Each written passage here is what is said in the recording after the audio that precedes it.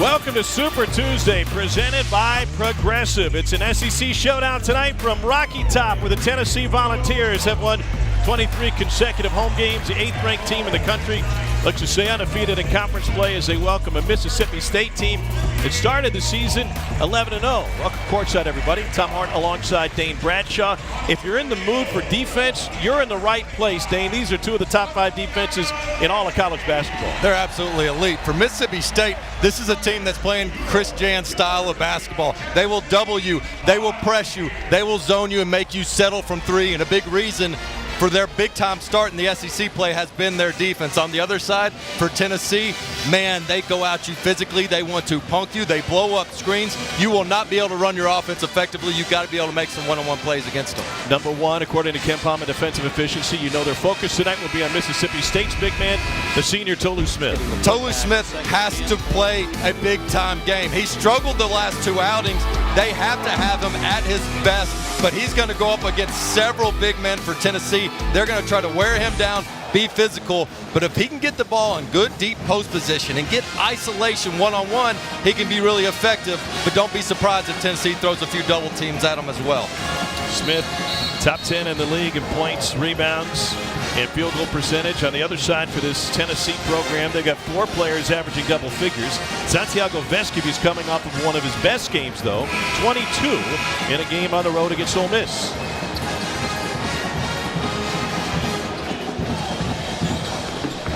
This is a series that started in 1924. Tennessee has dominated it here in Knoxville, 47-11 in the Scruffy City.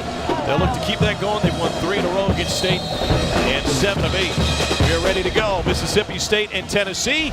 It's the 91st season of SEC basketball, and we are just getting underway. Tyreke Key will run the point to start things off for Tennessee. Vescovi plays with them in the backcourt, alongside the freshman Julian Phillips, who gets a touch early. You'll see a lot of switching by Mississippi State. They must communicate with all the cutters that Tennessee has. Looking for a post presence.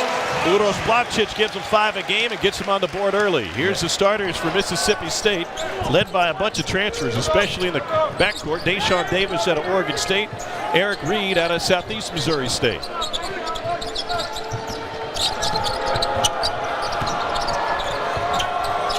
Number 1 is Tolu Smith, guarded by Plavsic.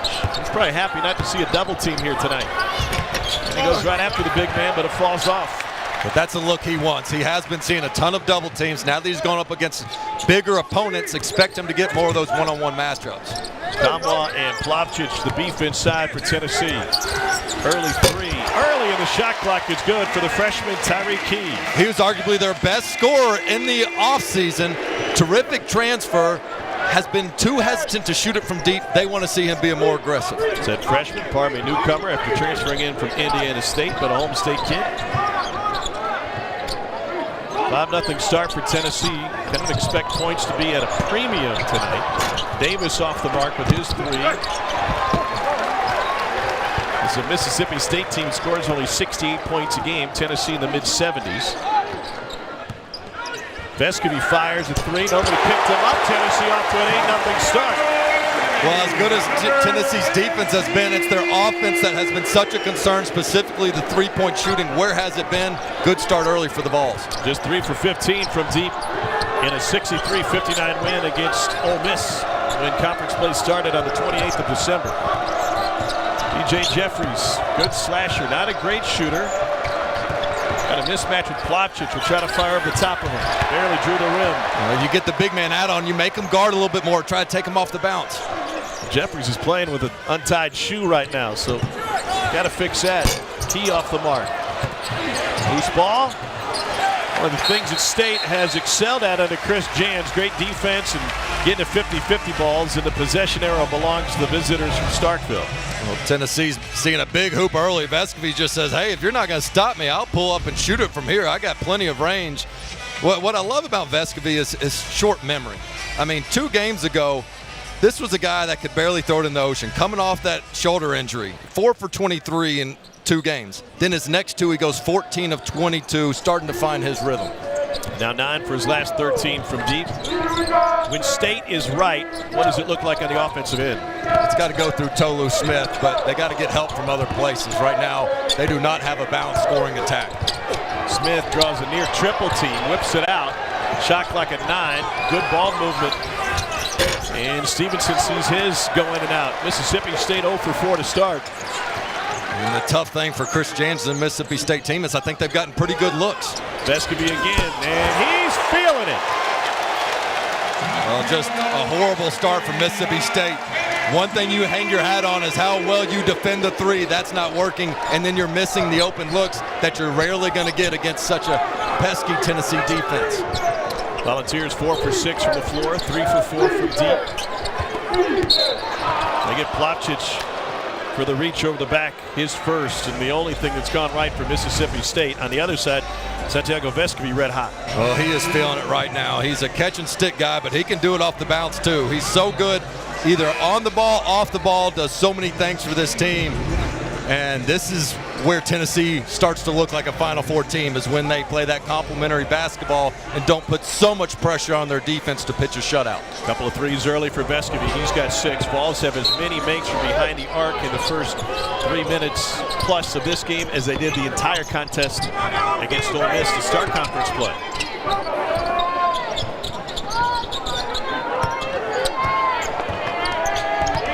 C.J. Jeffries looking for Tolu Smith. Smith didn't get it, but 16 feet from the basket. Jeffries again for 3. Another miss for State, and then Anu got his hands in there and took it away. He's just doing all the little things right now for Tennessee, coming off a career best game at Ole Miss. First player off the bench for Coach Barnes. And one of the last bigs on the floor for Barnes in that tight win against Ole Miss. Foul on the drive from Vescovi. That's on Cameron Matthews. First team foul on Mississippi State. Man, oh man, it has been a while since Mississippi State won a road game against a top 10 opponent. They'll try to do it against one of the best coaches in college basketball, Rick Barnes. His team is off to a fantastic start offensively. And fan favorite Zakai Ziegler enters the game less than 4 minutes in. When you're an opponent against Tennessee, you sit here and say, we're down 11-0. And here comes Ziegler. Yeah, one of their best players, and he gets an easy look to Olivier Nkamhoua. Well, you get your best passer taking the ball out of bounds. And keep your eye on 5 and White. If you're not familiar with him as a college basketball fan, you should be.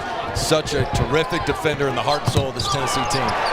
Tennessee takeaway. Mississippi State is 0 for 5 with a couple of turnovers here tonight. We talked with Rick Barnes this afternoon, and the conversation can always go a lot of different ways. We're talking football a little bit, talking hoops, and he said, I cannot script anything. It's Vescovi, and who would have scripted Vescovi getting off to this hot a start from deep?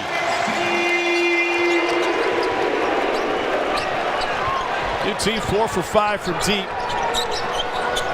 Vescovi is a perfect 3 for 3. And a Mississippi State turnover. No makes on 5 attempts. 2 turnovers for Mississippi State. Right now, the Volunteers pitching a shutout, 16-0.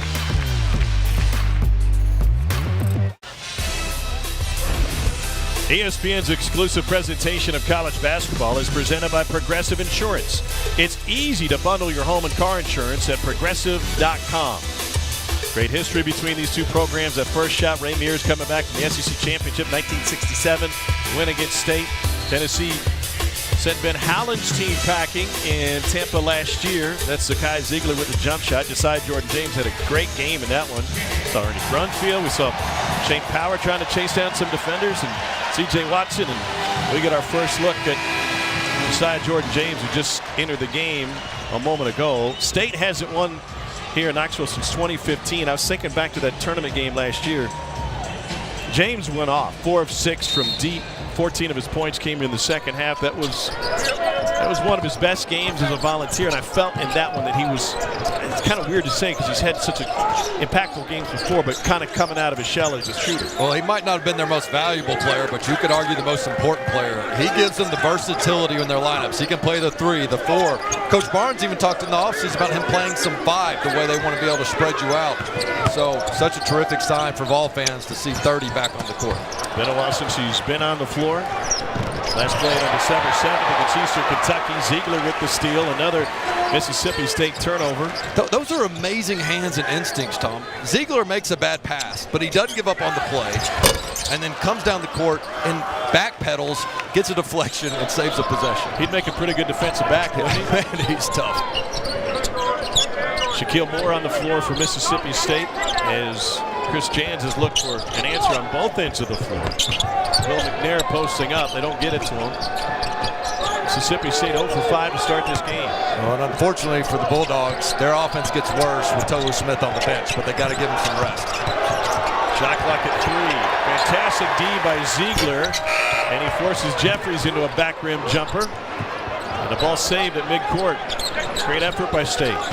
The Mississippi State team that started the season 11-0. They lost to Drake on a neutral site contest in Lincoln, Nebraska, and then lost to Alabama in open conference play. They'll get their first bucket on goaltending. We talked to Chris Jans before the game today. He said, you know, I felt like we were leaking oil. I didn't know that I was pushing my team so hard, but our legs were like late February heavy. So they've hit the reset button for Jans, who is the 3-time WAC Coach of the Year, and still getting to know his guys a little bit. Well, he's an outstanding coach, and credit to him for listening to his players and trusting them and building up that rapport early to say, you know what, maybe we do need to back it off a little bit and go for what they had 4 games in 9 days. So it's been hard for them to get their legs, but they're showing to be a little bit rusty right now. Jeffries to the free throw line to try to make it a 3-point play. He's 88 points away from 1,000 in his career. Olive Branch, Mississippi native. Started his college career at Memphis. And that's the first ball they've seen go through the hoop tonight. I like seeing Jeffries take it to the basket there. He really loves to pull up, especially when he goes left, but they need him to put some more pressure on the rim. The foul was on Tyreek Key a moment ago. Came before the goaltend. Jemai Mashack now on the floor for Tennessee.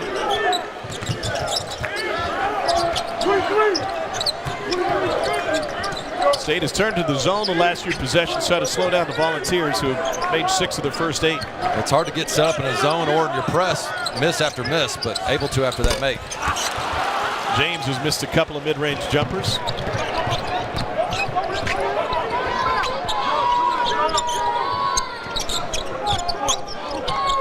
Mississippi State lost against Alabama 78-67. Had a great crowd on hand. That was a sellout.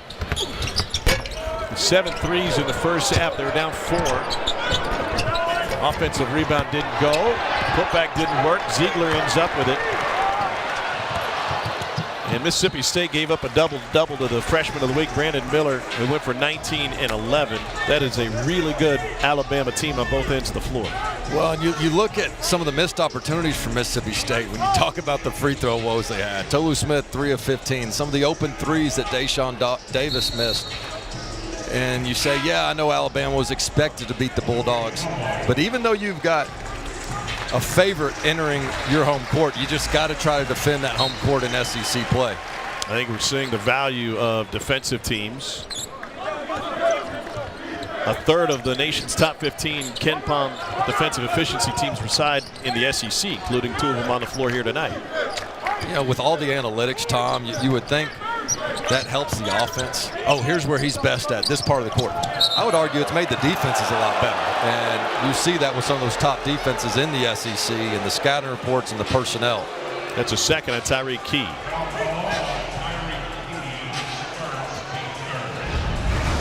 Just good job here, moving his feet on the perimeter, does more. Known more for his ability to get steals on the other end. That time shows you he's able to move his feet, get the charge. Now Horton on the floor now. It's America East Defensive Player of the Year. University at Albany. And that 3 is off the mark. Key didn't grab it. He's still out there with 2 fouls.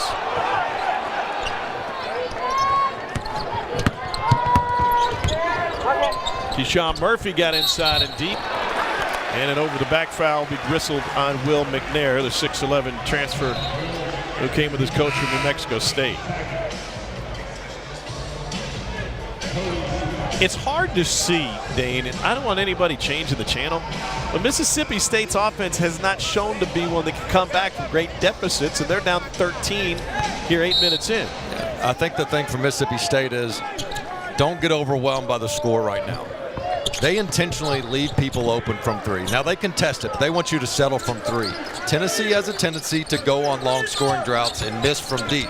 So yes, while they're connecting on 4 or 5, our Tennessee from deep, the goal coming into this game was to have the ball settle for 20-plus three-pointers in this game. So you got to play your style of play and hope they start missing. Meanwhile, Kamwa knocks down the 15-footer. State has been giving Tennessee that shot out of the zone, and that's the first one that's gone. Quick move by Tolu Smith, and quick enough to draw the foul. You're seeing kind of how this guy's game has grown. Fifth-year senior will go to the free throw line. First foul on Adu. It's an 18-3 Tennessee lead. Welcome back to Thompson Bowling Arena. You're watching the SEC on ESPN. Fifth in the country in average attendance, nearly 17,000 a game here hard by the Tennessee River. And Volunteers, Dane, have gotten it done defensively. Rick Barnes says easily my best team defensively in my career, and it's not just team defense, it's individuals. I've said before, as an opposing coach, there's nobody on Tennessee's roster you look at and say, let's go at that guy when he comes to the game or at this spot on the court. And there's the evidence. It's just amazing how much pride these guys take in their one-on-one defense. Yes, they have help position and they're often in passing lanes, but they don't gamble. And the reason they create so many turnovers and steals is because of the ball pressure and success that they have in their one-on-one opportunity on the defensive end. Tolu Smith to the free throw line. To that point, Tennessee's played 13 games. They've forced 15 turnovers or more 12 times. And from an individual standpoint, they've only allowed 2 20-point scores this season. Another one coming for Smith. Preseason first team All-SEC. Said he takes his leadership seriously, and now he's a bigger voice on this Mississippi State team. Referenced when he first came to Starkville, Abdul Adu, another big that he roomed with, really taught him how to be an SEC player. Now he's trying to pass that on and be the loudest voice in the room with this team. And good to see him knock down those 2 free throws because he struggled mightily in their last game. He did not go home. He stayed in the gym till 3 o'clock in the morning, was in the locker room getting shots up, did not sleep after that loss. 3 o'clock, even Dave's Dark Horse Tavern is closed at 3. That is a long night in the hump. And first 3 goes from Keyshawn Murphy, second-year freshman out of Birmingham. Tama with the screen, put Matthews on his back at midcourt.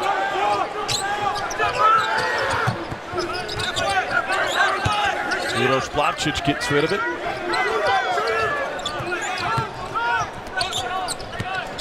Here's Kamwa from the logo. And that's the shot they're going to get against this zone. Mississippi State has covered up the three-point shooting since Tennessee's early hot start. And now both James and Kamwa found themselves open several times right at that SEC logo. Vescovi takes it away, saves it to Ziegler, gets it back, and draws the foul. And he'll go to the free throw line. You talk about chemistry and knowing where your teammate is without having to communicate. Vescovi and Ziegler caused this turnover, and Vescovi's able to save it out of bounds right to his teammate, really without even looking, and then just a thing of beauty on the other end in transition.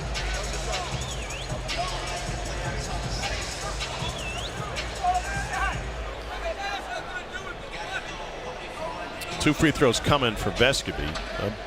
Some housekeeping. I said earlier Tyreek Key had 2 fouls and stayed in the game. He only has 1. James had picked up another one. Pat Adams is talking to the scorers table as Vescovi goes to the free throw line. I don't know what he's attempting to clean up here, but they may want to look and make sure that wasn't a flagrant foul, but usually he'd have another official with him. Now they want to make sure it was indeed on Matthews, and that's the second on Matthews. So there you go, not Murphy after all. Well, Tom, this guy at the free throw line, Santiago Vescovi, with 3 triples already in this game, and really should be no surprise that as conference play has begun, he's gotten harder. Last year, he was 44% from 3. That was #1 in the SEC, and his percentage actually went up in league play. You know how hard that is to do when the scouting report is on you and everybody knows your game, and yet he still is able to hit at a high clip. Another one coming for Vescovi. Our men's basketball Thursday night matchup. Jaime Jaquez leads number 10 UCLA against rival USC, and Boogie Ellis. Coverage from Pauley Pavilion begins 9:30 Eastern, 6:30 Pacific on ESPN and the app. USC and Big Ten. USC and Big Ten doesn't really jive right, does it? I mean, that's a 2024 event, but still, when I see that rivalry and that matchup, it is hard for me to accept that we're looking at a Big Ten team there. Denial inside is a takeaway by Vescovi. He gives him 2.5 steals a game. That's 4th best in the SEC. Kamwa turnaround. Got it.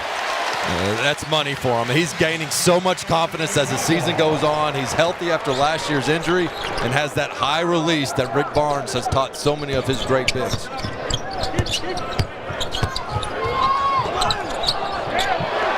Active hands, Ziegler with the tip. I mean, it's tough to complete a pass, much less get a good shot off. Well, Murphy settles for a deep 3. And predictable results.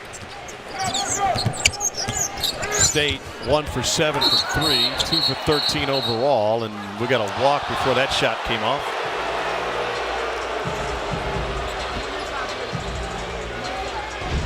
Tennessee's bigs comfortable in the mid-range, huh? Yeah, and Vescovi doing a great job with those deflections, leading to steals. And then look how easy the game is for Kamwa right now. That was something as a freshman he was overthinking, but he peeks over his shoulder, sees that the double's coming, doesn't even need to dribble. He's in a spot, high release, bucket. Tennessee, after the turnover, will set up some full court pressure. The Tennessee team #1 at KenPom's defensive efficiency for the 6th straight week. Don't forget, they played some high-quality competition. They were able to hold Kansas's Jalen Wilson and Grady Dick to half of their combined average and 5 of 23 shooting. Well, Dick has had a tremendous freshman season. That's a top 10 NBA pick. Last time I looked at the draft projections, State honors the Tennessee turnover at one of its own. 3 turnovers last 4 possessions. Mississippi State gets so much of their offense from their defense. They get 10 steals a game, but right now they just can't get any of those live ball turnovers. See if they can create something on the defensive end to help their offense.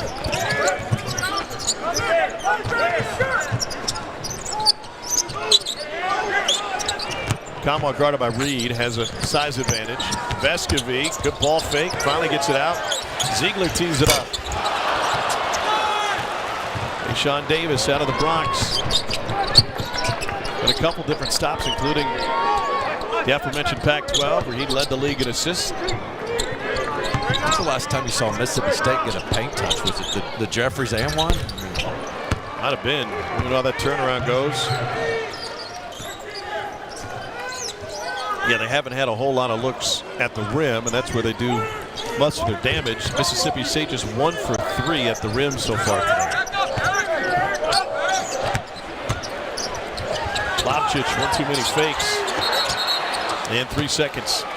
Well, and I put that a little on Kamwa. Plavsic needs deep post position. That was a little bit too far out. Gets the big man in a tough spot. Vols up 14 nonetheless. Welcome back to Thompson Bowling Arena in Knoxville, where Tennessee got off to a rocking start, led 16-0. They've held back Mississippi State with great defense, lead 24-10. And a lot of things Rick Barnes' team does well defensively, and 2 of the best defensive teams in the country tonight. But #1 is steals and what that does for them on the offensive end. Right, and the activity with their hands and the deflections. This is a group of players here that are so solid defensively. Right now, Tennessee with the upper hand in that department in this game. And you look at Meshack for Tennessee. This guy plays right at half the game, yet still able to produce almost 2 steals per game. Big reason why he's in the rotation, not on the court now, but just another illustration of why the depth for Tennessee is so effective against their opponents, and they don't lose anything when they go to their bench, offensively or defensively for the most part. Tennessee scores 74 points a game. They get 21 points a game off of turnovers, and already tonight have outscored State in that category 9-0. Loose ball, and Vescovi takes the pass from Julian Phillips, who's on his backside. And it's really tough for Tolu Smith down low when they don't have to respect the outside shooting from Mississippi State. Tyreek Key throws in his second three. Tennessee 5 for 8 from deep. Chris Jans didn't like the way they defended that one. He's going to take a quick timeout. Tennessee up 17. Well, Tennessee rocking and rolling on both ends of the floor here. They're 11-2 on this season. They're top 10 in the country, coming in at number 8 in the AP poll, number 9 in the coaches poll. The defense has been the name of the game. They also have a couple of key wins. Remember, they won the Atlantis tournament by shutting down Kansas, knocked off Maryland in a road game in a neutral site, I should say, in Brooklyn. Number 1 in defensive field goal percentage and 3-point field goal percentage. And they've held 8 opponents to 50 points or less. They're only allowing 53.2 points a game. And here's the scary thing. They are getting better at almost every position. When you look at the emergence of Adu right now, the addition of Josiah Jordan-James to the lineup, Tyreek Key's starting to shoot it with a ton of confidence. So now they're starting to click both on the offensive end, and you knew what you had defensively. Reed off the mark with the 3. State 1 for 8 from behind the arc.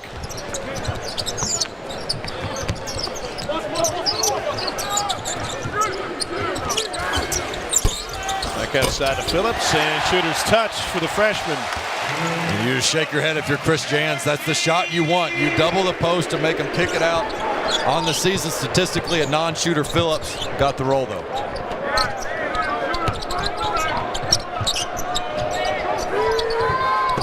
Tolu Smith once again catches and gets rid of it quickly, and for the second time in doing so picks up the foul. That one on Jonas Adu.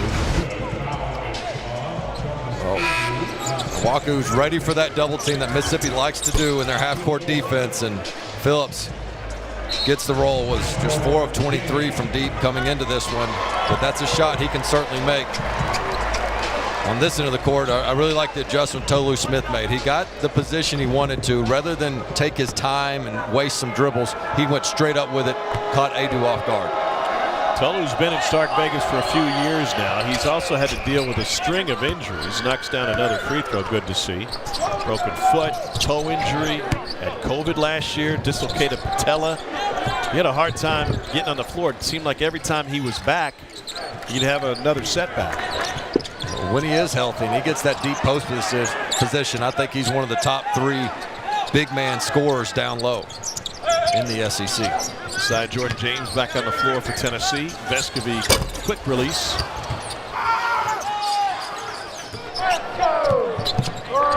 Just a second rebound for Tolu Smith. He's top 5 in the league, averaging 8.5 a game.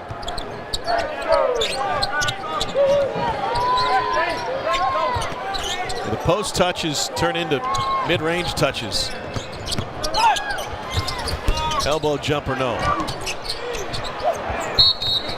I think State and Tennessee at that point really good at getting offensive rebounds, and Julian Phillips creates a foul after giving up the offensive board.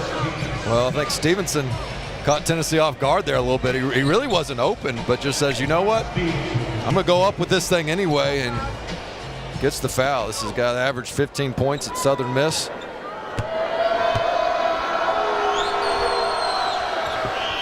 He's from just down the road in Starkville at Columbus, Mississippi. Career 1,200 point scorer. Now 12 of 15 from the free throw line on the season. This is a really big last 5 minutes for Mississippi State. They've got to lock down defensively, because you felt like if this game got even above 65, they were in trouble, much less a 70-point game and above. They just don't have the offensive firepower to compete in that high of a scoring affair.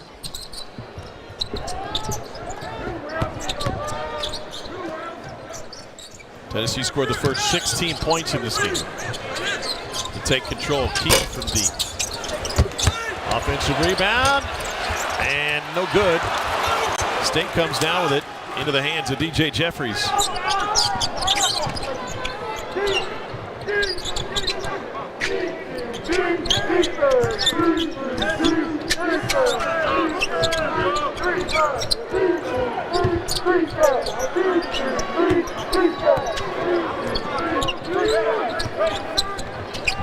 Here's Deshaun Davis, gives it up to Murphy. Shot clock at 3. And Vescovi's double turned into a turnover. College basketball quadruple header for you on the SEC Network, capped off by this big game. We'll be on the Plains, and then it's going to be rocking. Number 9 Arkansas, led by Ricky Council, take on Wendell Green Jr. Number 22 Auburn. Coverage begins at 8:30 Eastern, 7:30 Central. What's the deal with Arkansas's fantastic freshman, one of the top picks in the draft? Yeah, Nick Smith still out with the knee management right now, and then you had the terrible injury to Trevin Brazile out for the season. Vescovi knocks down another. That's his 4th 3. And Nick Smith may just be the top college player taken in the draft. He's likely going to be a top 5 pick. He's an Arkansas native. But he didn't play right off the bat, trying to get that knee healthy. Played a few, and now sitting at the moment. And they say it's indefinite. He's also an emotional vocal leader for that team as well, despite being just a freshman. And then down on the Plains, just to stay on that promo for a minute, Bruce Pearl's team, not the high-scoring team you're accustomed to, but boy, they can defend similar to a lot of these top SEC teams.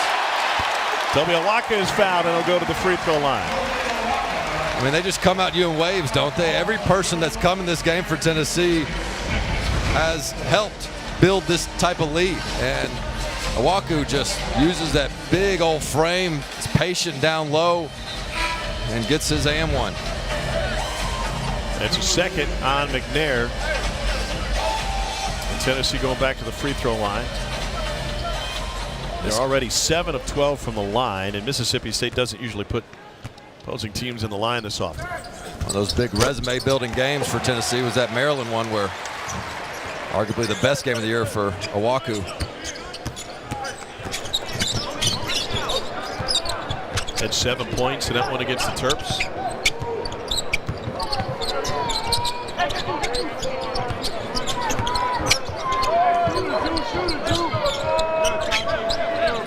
That was part of a doubleheader in Brooklyn. They ran into old friend Frank Martin, who was getting ready to take the floor of this UMass team in game 2. You never know who you're going to see at the gym, right? I've ran into famed former White Sox slugger Jack Parkman before the game today. That's right. David Keith. You didn't realize you weren't the celebrity that was getting the handshake, did you? An officer and a gentleman. Shot clock at 7. Here's Zakai Ziegler. Wow, what a pass!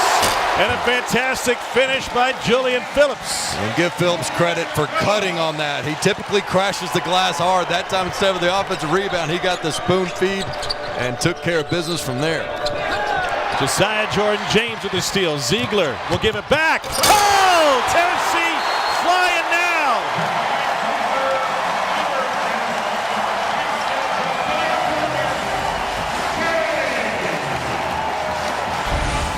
10-0 run for Tennessee. Largest lead of the night for the Volunteers.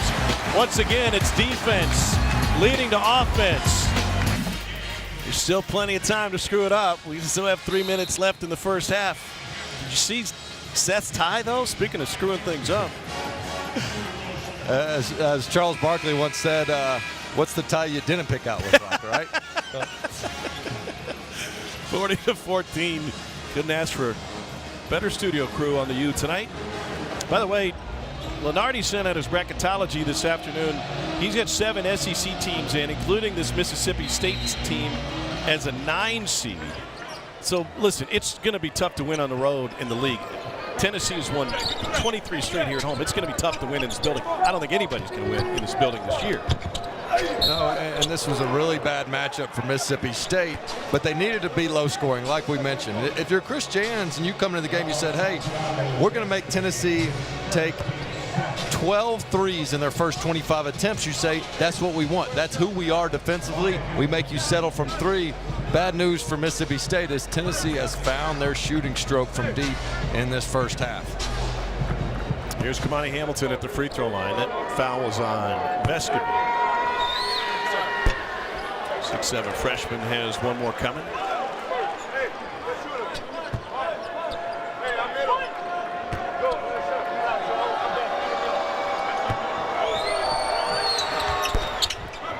Hamilton knocks down the second.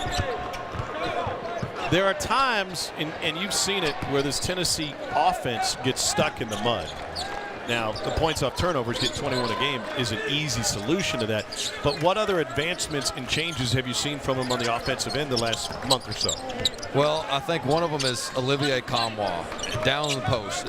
You look back to last year, and what was something that really prevented them from going deep in the NCAA tournament?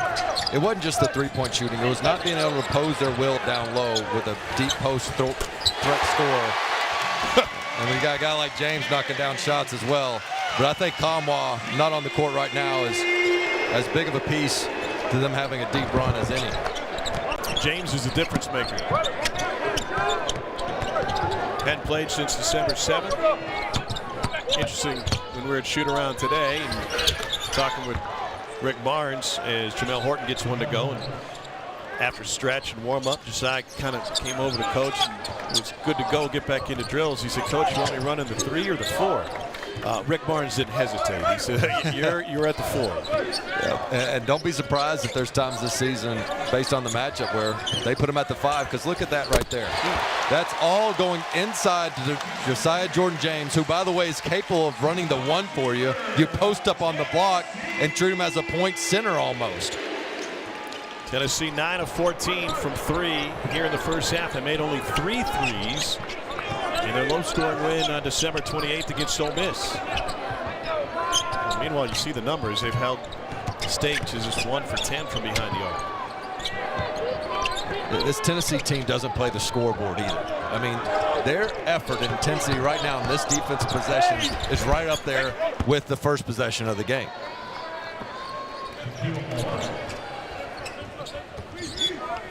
Shaquille Moore with the bucket. I think the only way this Tennessee basketball team could be any more popular with the fan base, the style of play, the results, is if Hendon Hooker walked onto the team. I mean, they love the squad. They love the way they play. Big Orange Bowl win for Tennessee a couple of days ago against Clemson as Tyreek Key returns to the floor. Been a good year for Tennessee fans, and former quarterback Josh Dobbs now with the Tennessee Titans as well has a chance to start for an AFC South title. Now ran into former Tennessee quarterback coach Nick Sheridan in San Antonio. He's now on the Washington Huskies staff, and that was the first thing he brought up. He said, hey, my guy Dobbs is starting tonight. Got the start through a touchdown in that Thursday night game. You guys had the same major, if I recall, right? What was that? Aerospace engineer. You just took the broadcasting route? Maybe space.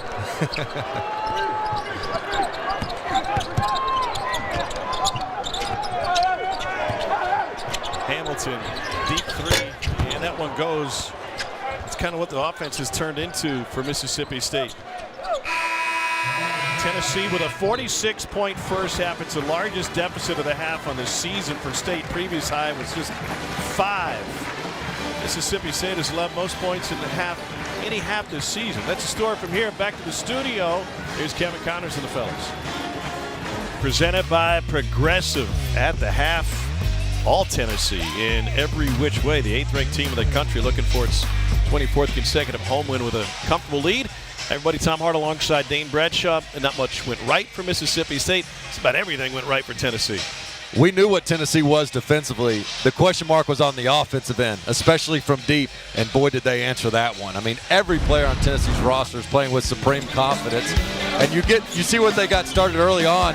The three-point shot was falling, 9 of 14 from deep, and this is a Mississippi State team that wants you to settle from 3. They wanted Tennessee to take a bunch in the first half. but boy did it backfire, and Tennessee found a way to score everywhere possible. You see Conwell with the turnaround, and welcome back inside. Jordan James gets his first bucket in about a month on that alley-oop play right there.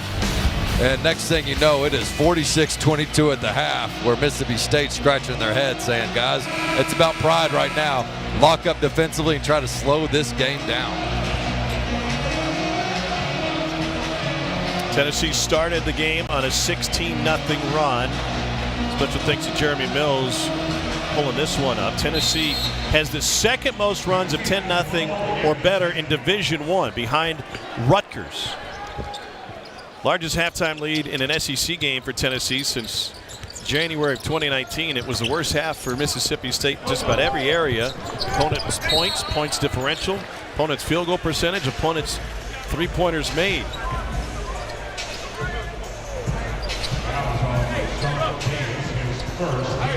Deshaun Davis commits a foul. That's his first. Cameron Matthews moved into the starting second half lineup by Chris Jans in Stevenson's spot.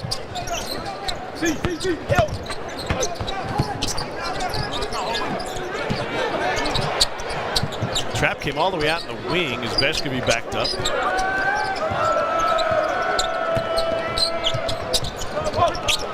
Santiago Vescovi for three.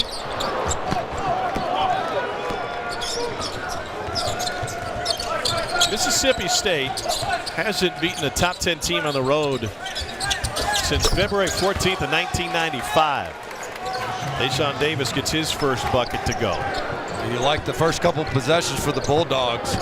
Chris Jans has to be happy with the defensive contest on one end and knocking down the open three on the other. By the way, that 95 game, Marcus Grant had 23, Eric Dampier had 17.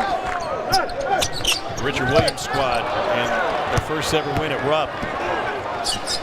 Kentucky would go on to win 26 consecutive SEC games, wouldn't lose again until next year's SEC championship game against that Mississippi State team that went on that great postseason run. Some great players that have come through this Bulldog program. When I was playing, Jamont Gordon was one of those guys. And since the SEC Network launch, I remember watching Reggie Perry just a few years back dominating the SEC. Speaking of dominating, Jeffrey's got to stretch it out a little bit. Rick Barnes at the half told his team that we're in a similar position last year against Arkansas, up 21 at the half, but allowed them to come back and take the lead. Can we finish this the right way, was his message. They led 50-29 at the half against Arkansas last year here in Knoxville on March 5th. They had to hold on to a 78-74 win. How do you keep the focus and intensity in a second half when you've dominated your opponent in the first half? I think we're seeing it right now is he has the luxury of such depth to where he says, if you're not ready to play, guess who is? Zakai Ziegler, Josiah Jordan James. And they just keep getting better with the guys that come in. And now that James is back in the rotation, Tennessee's best lineup includes Ziegler, James, Vescovi, and then figure out who's going to be that three-man, who's going to be the five-man best suited for that game. But these three that we're seeing now will be on the court come March at the end of ball games. Ball was kicked by Ziegler. No, it did give him a foul. Pardon me. I thought he stopped it for a kick, but got him for a trip. Well, he's the head of the snake defensively, and he just impacts the game. Literally, when he gets on the court, something good happens for Tennessee. That time, Mississippi State bailed out. Yeah, it looked like Davis just lost his footing on it. Deshaun Davis with the drive and kick. Matthews walked with it. Another Mississippi State turnover. Josiah Jordan James is showing some energy out there, huh? Looks like there's a guy who missed being on the court. Yeah, I really think that alley-oop dunk got him going. He missed a couple of those open jumpers in the lane. Then he got that alley-oop dunk. Then he got the three-pointer, and you could see him get some of the nerves out of the way, being back on the court really for the first time in about a month. I was talking to him before the game. He said what really has him focused today is he saw you walking your dog downtown Knoxville around Christmas when you're on vacation. It's a good family when you bring the dog on vacation. Plavsic with the bucket. If I would have known he was nearby, I would have hired him as a dog sitter. Yeah, I'm sure he would have loved that. Did he share the doggy bag? Ziegler with the interception. Reverses it, and they'll count it as it came off the window. We talked about the immediate impact Ziegler has when he comes into the game. This guy's just so good on both ends of the court, running the show on the offensive end, but running the show defensively. Well, I'm curious, because I've spent a lot of time in downtown Knoxville. Where did you find a place to walk your dog downtown Knoxville? So it was actually just a slope of a green patch above the parking lot there, which in the wee hours of the night became snow. Just go to Sequoia Hills. There's plenty of space over there. Smith got tangled up. What color was the snow again? It turned colors. Tennessee by 25.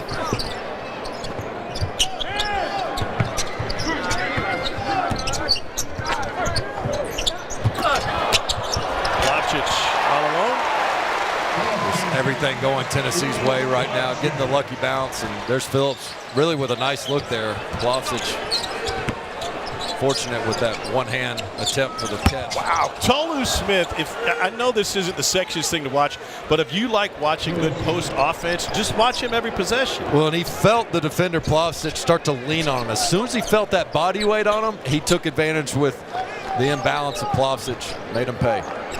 He was in Plavsic's head even before then, trying to get position and find angles. Here's how it finished for State.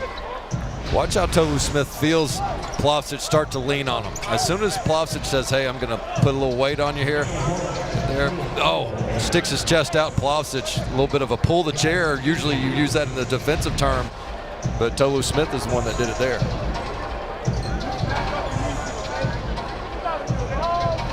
Out of Bay St. Louis, Mississippi, spent a year playing high school ball in Hawaii and freshman year at Western Kentucky. Was on the North Shore of Oahu as a senior. Coach Jans raves about his leadership and his work ethic.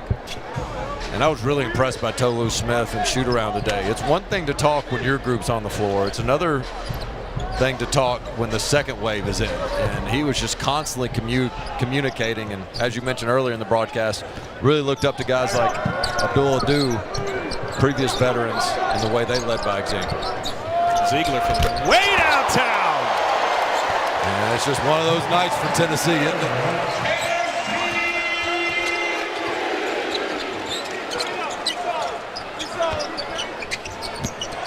Moore. Jeffries going for it, crashed into his own teammate. Tom, I had that Kentucky-Missouri game last week. Congrats.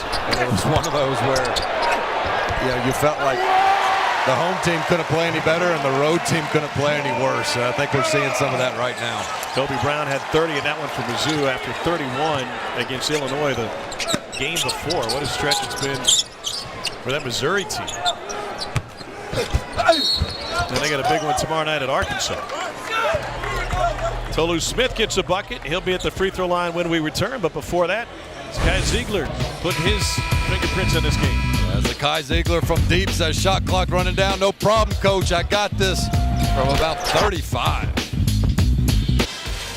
Welcome back to Knoxville. You're watching the SEC on ESPN. We'll go rowing on the Tennessee later tonight. Maybe watch some underwater submarine races. I don't know. Big games highlight our January schedule. The NFL Week 18 season finale features a Saturday doubleheader. First, Chiefs-Raiders. Then, Josh Dobbs and the Titans take on the Jags for the AFC South title. Sunday, the FCS championship game between North Dakota State and South Dakota State is on ABC.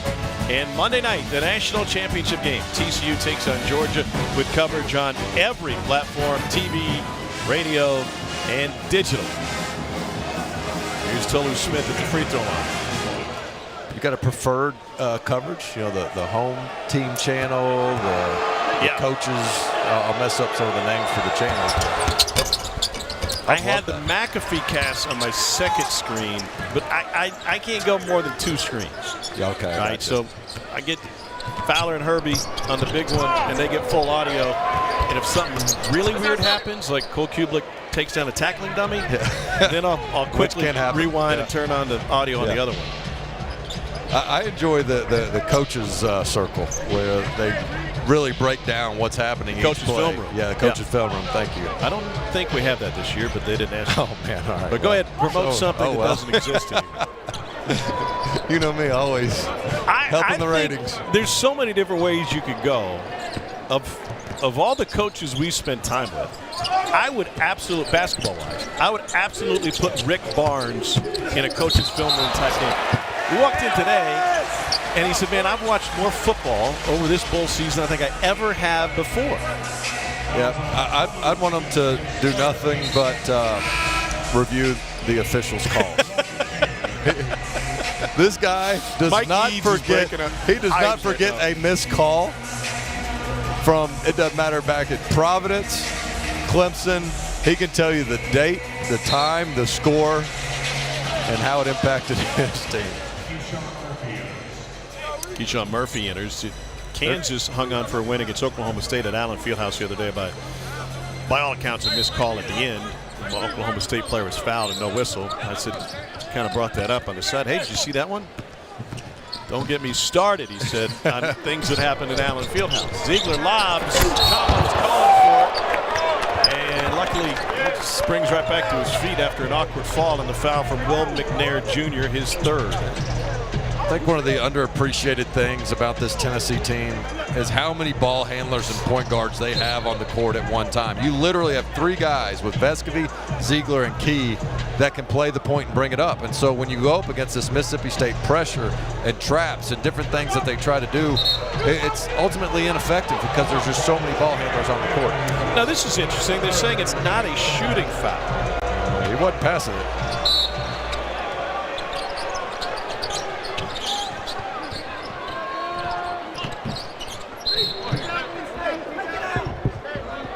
So they never had possession, no possession, so he can't give him 2 shots because Kamwan never had it.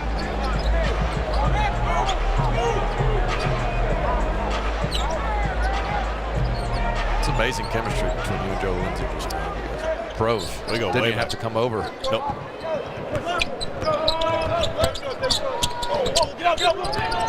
I shared hair product with him before the game, so he owes me. Julian Phillips.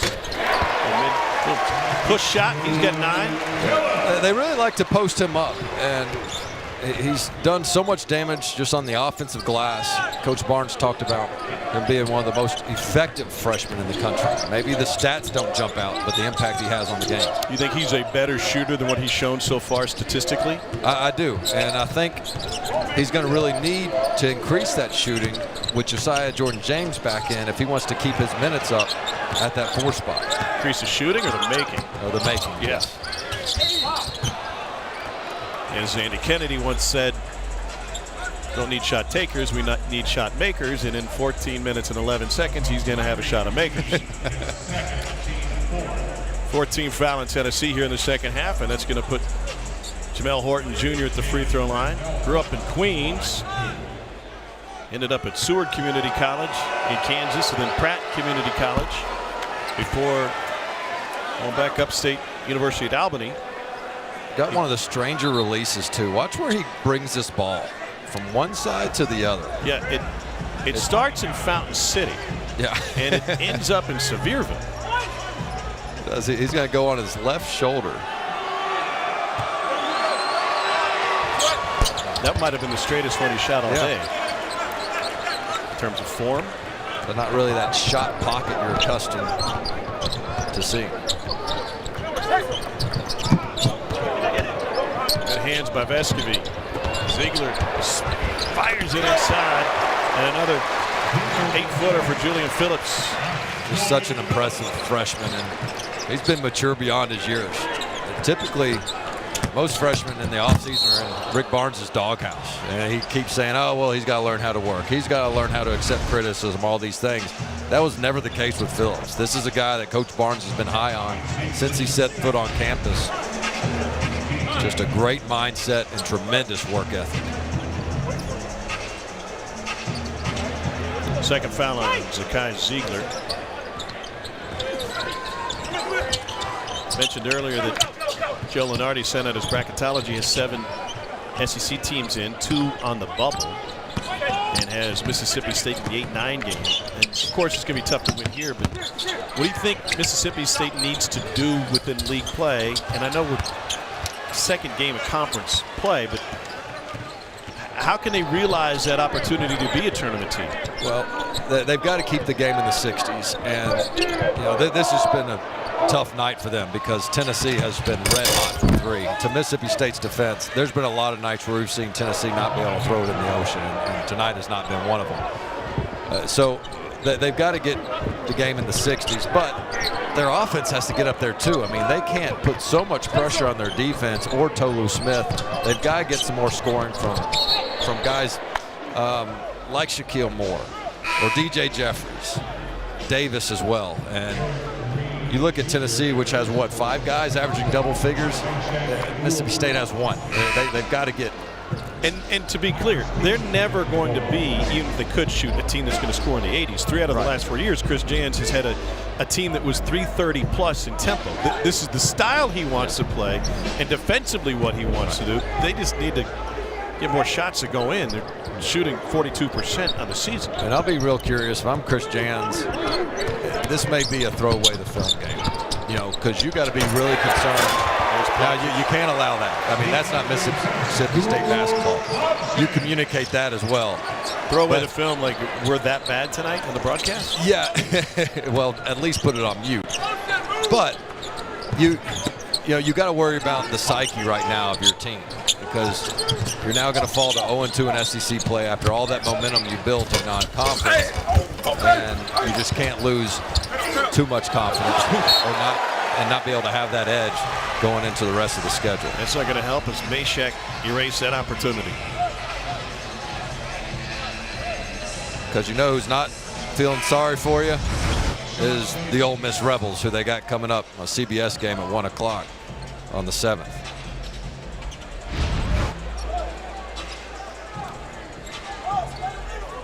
They get Ole Miss, they go to Georgia, go to Auburn, and then they got a tough stretch at Auburn, Tennessee, Florida, at Alabama.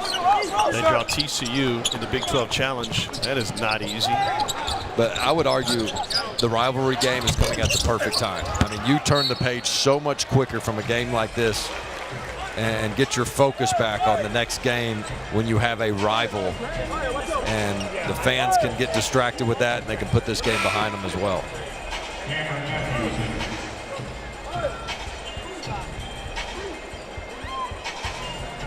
Chris Jans, despite the scoreboard, there were 6 coaching changes in the SEC this offseason. And just about everybody you talk to, media, assistant coaches, current coaches, everybody felt like, man, there's some good hires in this league, but I'm not sure there's a better fit than Chris Jans at Mississippi State. We're not seeing it right now with the way the scoreboard is, but let me tell you something, that guy can coach the ball.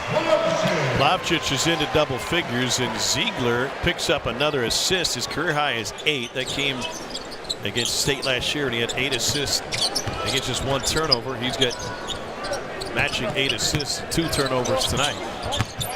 Stevenson, 17-footer. Well, what I love there from Tennessee, despite the breakdown, is how mad Kamwa was after that. I mean, there it is. It's a 65-33 game, and you're ticked off at your teammate for not calling out the switch. Kamwa muscles up, takes some of his frustrations out. Now he's into double figures. And Dane, in the first half, Kamwa and Plavcic were all over the scoreboard, despite the fact that they only had, as a team, 1 bucket at the rim. It was the mid-range that got it done, as Stevenson gets another bucket. Well, there's going to be some times this year where the opponent has a better 5-man than Tennessee, but they won't have better 5 men, plural. It's a by committee, and the way Tennessee can sub in different types of 5s. And right now we are seeing what a Final Four type team looks like, not only on the defensive end, but when the offense starts clicking as well. Finals, we get TCU and Georgia in the national championship game. Tom Hart, Dane Bradshaw is going to ask you who your pick was. What are you wearing? Was I supposed to do this while we were on there? My bad. Well, got to follow Stetson Bennett, man.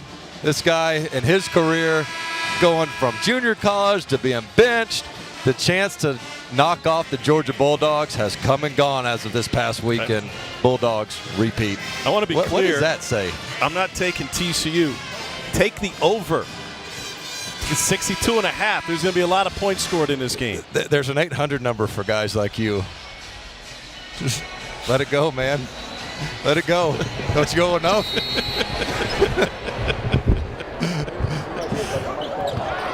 Taken away by State, trying to find some offense. And I'll tell you what, Tyler Stevenson is showing us why he was such a great scorer in his time at Southern Miss. I have a feeling if you watch college basketball on ESPN, you're going to see a lot of eye black stickers over the next week. Ziegler gets rid of it. I'm a Max Duggan fan, though. That guy can play. It's interesting. There's a comp to be made with what TCU has accomplished. A 5-win team last year. Sonny Dykes comes in, takes them all the way to the national championship game. He said it wouldn't have been possible without the transfer portal. Ziegler with another 3. And I think, Dane, there's something to parlay that into a basketball conversation in that there is no longer patience for rebuilds because of what you can do in the portal, no matter the sport, but especially in college basketball. Quick turnaround should happen. Yeah, because when you sit there and you think about what we used to always hear of, well, wait for him to recruit his guys. And then you got to wait for those guys to get old and try to stay old. So you're usually thinking 3 to 4 years. Every takeover program is different, but you're exactly right. It's real easy for other fans and administrations to look across and say, well, that guy got a bunch of transfers and they got good really quick. True. Why can't you? I mean, there have been some impact transfers in college basketball. And some teams are playing better than others. Terrence Shannon for Illinois had a great game against Texas earlier this year. Penny's got Kendrick Davis, who is a score-first guard. K.J. Williams at LSU, Demoy Hodge at Mizzou, just 2 of the SEC impact transfers we've seen. Turnaround programs that weren't expected to have great years. I do think as it relates to college basketball, oftentimes the ones that have the biggest advantage there is how much talent can they bring with them from their previous job. The coach himself, yeah. And so, if you can bring 3 studs from that mid-major program or wherever it is, then, you've got a head start with building your program. Whereas if you don't and the cupboard's a little bit bare from your previous stop, it gets a little bit tougher. Well, we've seen some impact transfers in the league. We'll see another one. You and I will see one up close and personal at Neville Arena on the Plains. Meshack got through for that one. And that's when we see Ricky Council, who has been a godsend to Arkansas with some of the injury issues they've had. He's averaging 18 points, 3 boards a game. Big-time athlete. Interested to see how Coach Musselman treats his depth. He's a guy that doesn't like to go very deep. But in that last loss against LSU, man, he had several guys play almost 40 minutes. And so with some of those injuries, can they go a little bit deeper into their rotation? By the way, speaking of injuries, what an incredible comeback. Guy should be the comeback player of the year right now. That's Keontae Johnson, who's given Kansas State 18 points and 7 boards a game. Kansas State has lost just once. There's James. Last time we saw him in a Florida uniform, he was wearing Crocs on the sideline, kind of like a coach in waiting. Couldn't get cleared at Florida. After his heart issues, goes to Kansas State, and he's having a fantastic season. This was a guy that really was a favorite for SEC Player of the Year before that. Yeah, he was preseason SEC Player of the Year before he collapsed against Florida State. And you wonder if that doesn't happen and what Mike White's team at Florida might have done that season. Is Mike White still at Florida or is he at Georgia? So it's some interesting sequence of events, but we talked about LSU a little bit earlier. That was a loss they had was Keontae Johnson making a buzzer beater against them. Illegal screen goes against Tennessee and Toby Awaka. 75-41. Tennessee led by 24 at the half. They've outscored State by another 10 here in the second half. Tennessee up 75-41. First game of the new year for Tennessee. What jumps out at you about the Tennessee January schedule? me, I see an opportunity for the Vols to run the table. And not only that, with an 8th ranking right now, you're talking about a team that could be a 2-loss team at the end of January. Now all of a sudden you're knocking on the door of a number 2, number 1 ranking. I know a lot of things might have to happen, but those other teams ahead of them right now in the polls certainly vulnerable to drop a game between now and the end of the month. And you got Tennessee sitting there with a pretty favorable schedule and what could just be a blockbuster game against Texas here, if that's the case. Joe Lunardi, as of today, has Tennessee as a 2 seed and the number 7 overall seed. The only SEC team in front of them is Alabama, also a 2, number 5 overall. But in a year where I don't want to say there's no clear-cut number 1. Purdue obviously playing like a number 1 team until it lost to Rutgers. UConn has looked fantastic. Kansas has looked nearly unbeatable, except Tennessee shut them down. There's really good teams in the top 4, top 5. Right. But certainly there's room for movement at the top of the polls. Yeah, and in conference play where there's going to be a target on your back as you go on the road, expect the unexpected, like we saw with Purdue. By the way, Lunardi only has the ACC getting 5 bigs. And there's a Waka, the freshman at Hyde Park, New York, getting a bucket. And the ACC having such a down year is going to leave a lot of room for others. Yep. ACC in a similar situation that the SEC used to be, many years ago, where there wasn't enough work done in non-conference for you to build a great resume in conference outside of beating Kentucky or Florida. And after that, it was just not the quality of win opportunities you needed. And that's what the ACC is starting to face, whereas the SEC has such an advantage with their strength of schedule overall and the number of teams in the conversation to where you have an opportunity just about every single week.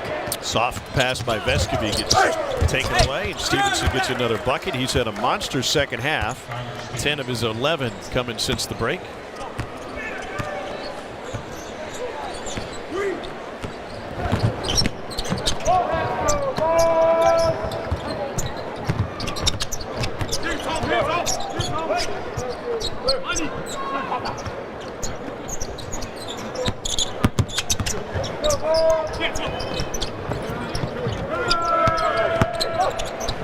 He uses some clock, and it ends with a Jamon Meshack jumper.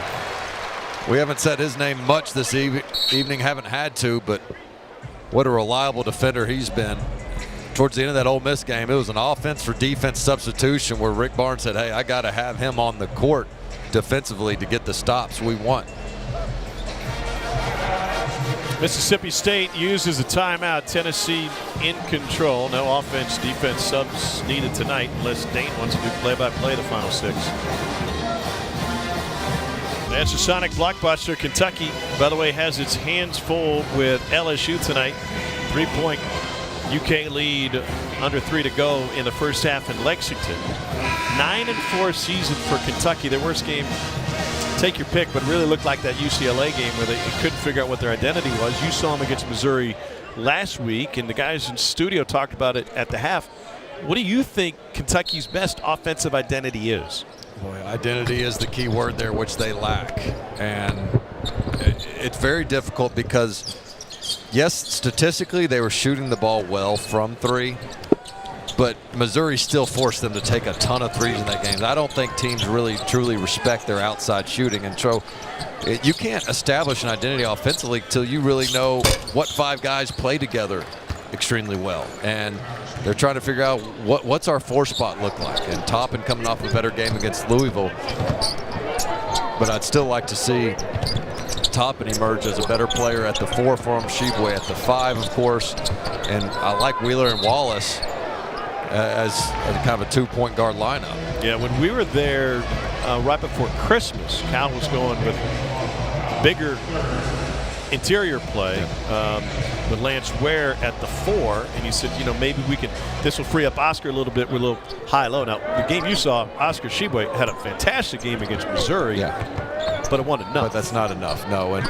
I think another factor that's happening to Kentucky right now is they've lost a little bit of that intimidation factor. There were times where they could beat teams before the ball even tipped off. Yeah. Or if they got off to an early start, a 6-0, teams were like, oh, well, we just can't compete with this brand.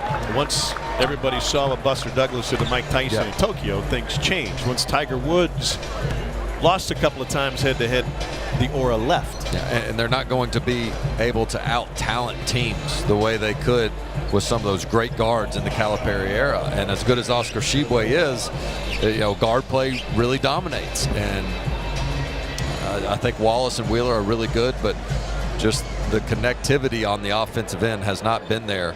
But they will get better. I've said it before. I thought Missouri caught Kentucky at the right time, where they were coming off that big bragging rights victory, and Kentucky was still trying to figure things out. I think Kentucky's got a very tough schedule in January, whereas in February it eases up a little bit. I think they could hit their stride and maybe run the table in February and be one of those hotter teams come March. For State, Stevenson has the hot hand. They didn't get a touch on that possession. He has scored 12 of the Dogs' last 14. Loose ball corralled by DJ Jeffries. Nice look. And Stevenson scores again. That is now 14 of the last 16 for Mississippi State. He'll go to the free throw line. Well, he has come ready to play in this second half. There's a really nice find by Davis with Stevenson streaking down the court. Men's basketball Saturday matinee for you with Oscar Tshiebwe in Kentucky and T-Town taking on Brandon Miller, number 9 Alabama. Coverage of the Sonic Blockbuster begins at 1 Eastern on ESPN and the app.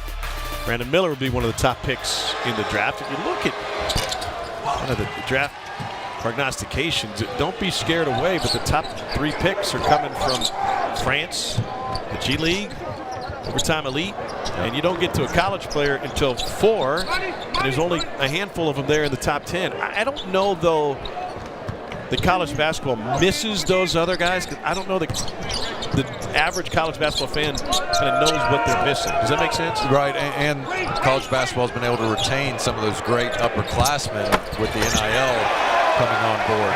Guys like Drew Timme, Oscar Tshiebwe, who ordinarily would not be back.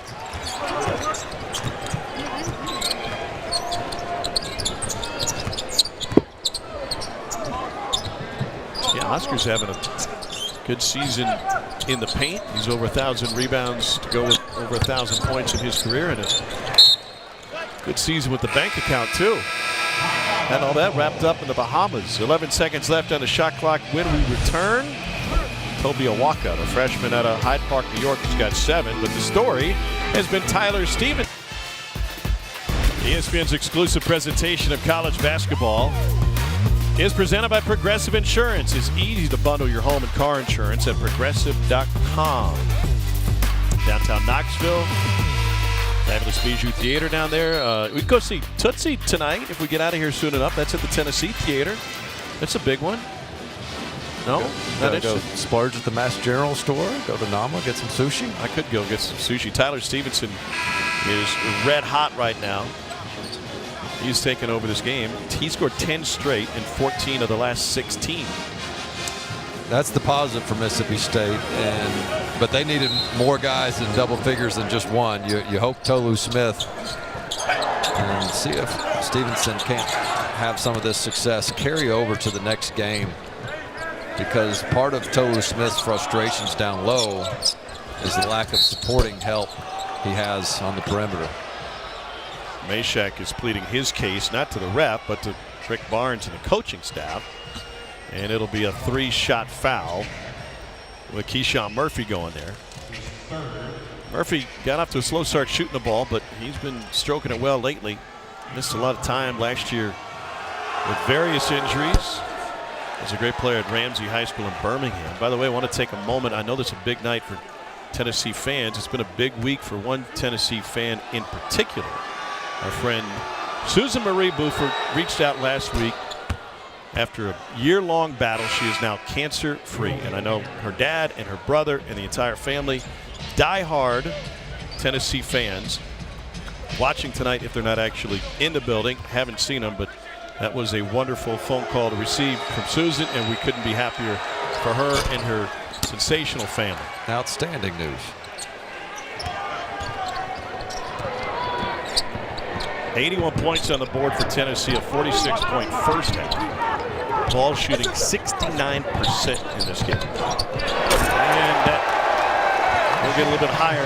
Jonas Aidoo with the first bucket. So I got 9 different Volunteers in the scoring column so far.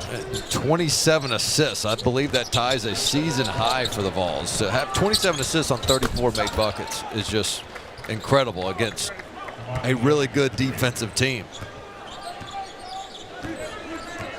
Why is that assist rate second in the country at 69%? Why is it so high for Tennessee? Part of it is how their offense is constantly moving and cutting and coming off screens. And they're a high IQ team, and they pass the ball, they share it, and they trust their teammates enough to know that, hey, if they give it up, that doesn't mean they won't get it back later in the possession. And you got to credit Rick Barnes with that offense, where he's big on don't let the ball stick. Now, what's that mean? It's like when you touch in your hands, you basically have 1 second or less to pass, shoot, or dribble, so the ball never sticks or is held by one particular player. Pull-up jumper is good. Octavius Russell with his first bucket.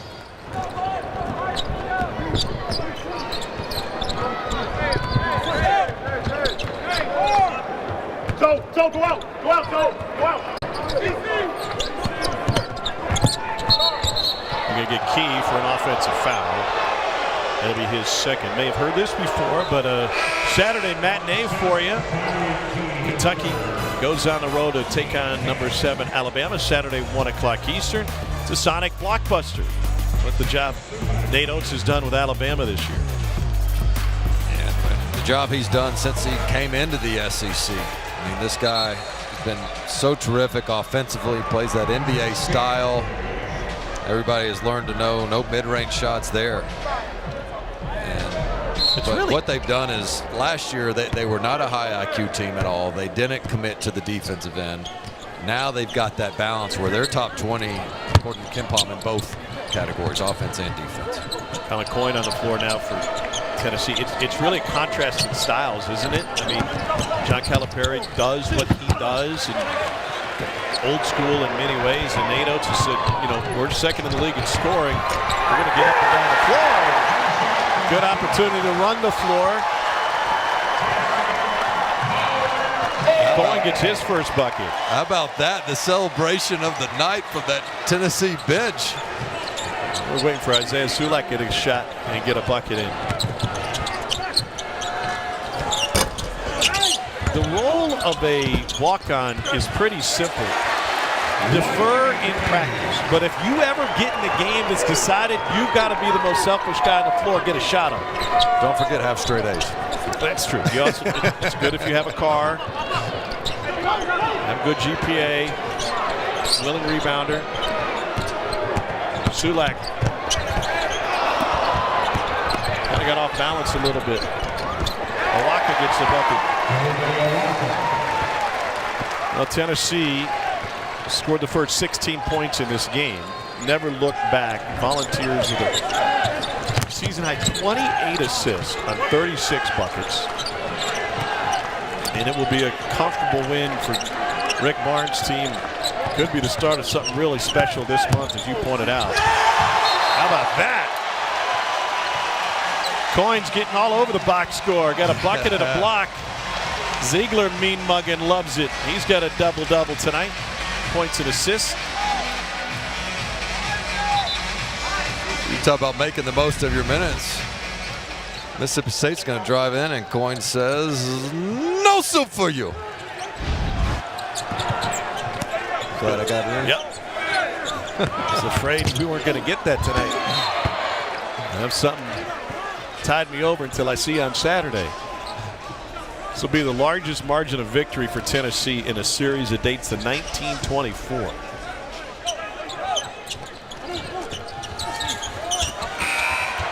That was at the end of the shot clock. Tennessee will hold it. No reason to get off another. 34-point win for the Volunteers. They are now 12-2 on the season. Rick Barnes' team now 2-0 in the league. Tom, you mentioned the hot start Tennessee had. They knocked Mississippi State to the mat, and they never let them get up. As impressive as the start of this game was, I was equally impressed at Tennessee's ability to keep their foot on the gas. On the offensive end, they got things clicking in a much-needed way from deep. So watch out for Tennessee. This is so much more of a dangerous team when they got their offense rolling to complement that defense as well. You know, it's tough if you're running graphics tonight because you've been asked to summarize this game graphically, and I just don't know where you start and where you end. 16-0 run, 5 balls in double figures. All of that is great right in the middle. Ziegler had a double-double, the 15th Volunteer with 11 points and 10 assists. And a dominating performance by Tennessee tonight all the way through. Santiago Vescovi got all of his points in the first half, and the Vols with the 4th highest field goal percentage in school history. He shot 69%. Been an amazing performance. 28 assists on 36 made baskets. Doesn't get much better than that if you're Rick Barnes. 87-53 is our final here tonight. Tennessee takes care of Mississippi State. For Dane Bradshaw, our fantastic crew, I'm Tom Hart. Have a great night, everybody.